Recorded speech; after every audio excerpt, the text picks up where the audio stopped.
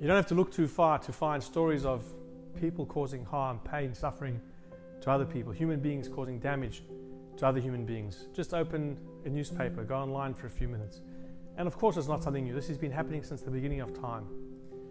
In our parasha that we read this week, Mishpatim, of course, it goes and addresses the various types of damages that a person can cause to another person, whether they directly cause damage or because of your actions, your carelessness, you're not being responsible for your possessions, your property, and someone gets harmed.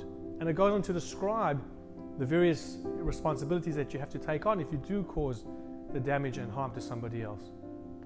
But I think there's a fascinating connection between our parasha that we read last week and the parasha we read this week, Yitro and Mishpatim.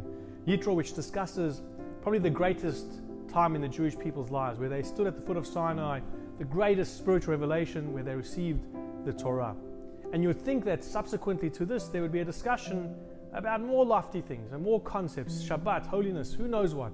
But it gets straight into the laws of damages, where another human being causes pain to another human being. And the question is why? Why the close proximity to these two subjects? One which is a spiritual revelation, a spiritual high, and one which is very mundane. I think one concept is that what God was trying to communicate to us as human beings is that, yes, I want you to be spiritually uplifted. I want you to reach levels where you can really connect and bask in, God's wisdom.